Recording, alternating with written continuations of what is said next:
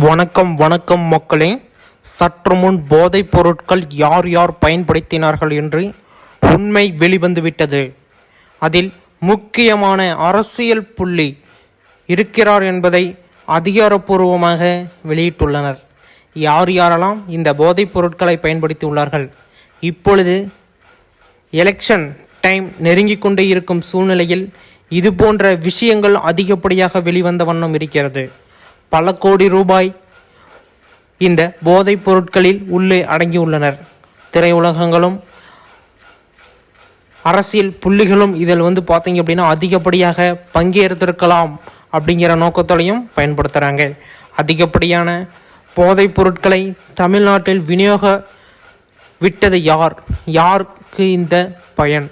எல்லாத்தையும் நாம் துல்லியமாக இப்பொழுது நம்ம இந்த பதிவில் பார்க்க இருக்கிறோம்.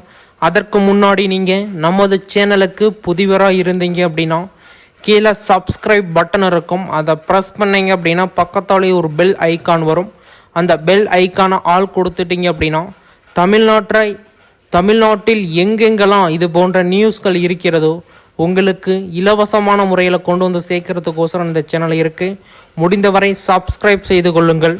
போதைப் பொருட்கள் பயன்படுத்தக்கூடாது. தமிழ்நாட்டில் மட்டும் கிடையாது, ஓவராலாக எல்லா விதமான இதுலேயுமே போதைப் பொருட்களை பயன்படுத்துறதுக்கு சின்ன சின்ன தடைகள் போட்டிருக்காங்க.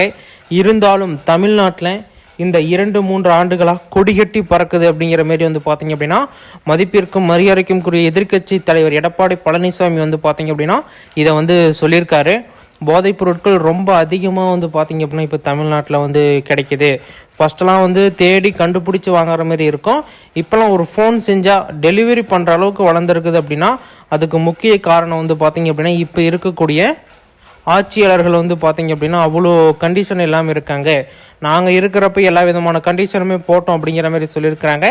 அதற்கு பார்த்திங்க அப்படின்னா மதிப்பிற்கும் மரியாதைக்கும் கூடிய முதலமைச்சர் ஸ்டாலின் பார்த்திங்க அப்படின்னா பதில் கொடுத்துருக்காரு. இது பார்த்திங்க அப்படின்னா இப்போ கம்மியாக இருக்குது. உங்கள் ஆட்சியில் பார்த்திங்க அப்படின்னா அதிகமாக இருந்தது. இப்போ பார்த்திங்க அப்படின்னா படிப்படியாக நாங்கள் குறைச்சிருக்கோம். அதுக்குண்டான முயற்சியில் நாங்கள் ஈடுபட்டிருக்கோம் அப்படிங்கிற மாதிரி பார்த்திங்க அப்படின்னா ஸ்டாலின் பார்த்திங்க அப்படின்னா சொல்லியிருக்காரு.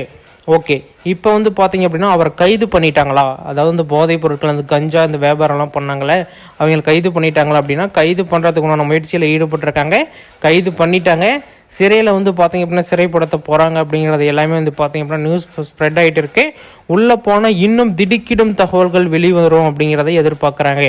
செய்தியாளர்கள் பார்த்திங்க அப்படின்னா உள்ளே போனார் அப்படின்னா சில முக்கிய புள்ளிகள் திமுகவில் இருக்கக்கூடிய சில முக்கிய புள்ளிகள் பார்த்திங்க அப்படின்னா இந்த போதைப் பொருட்களுக்கு அடிமையாக இருக்கிறதா தெரிய வருது. இன்னும் இது போன்ற நியூஸ்களை நீங்கள் உடனுக்குடனே தெரிஞ்சுக்கணும் அப்படின்னா நமது சேனலை சப்ஸ்கிரைப் செய்து கொள்ளுங்கள்.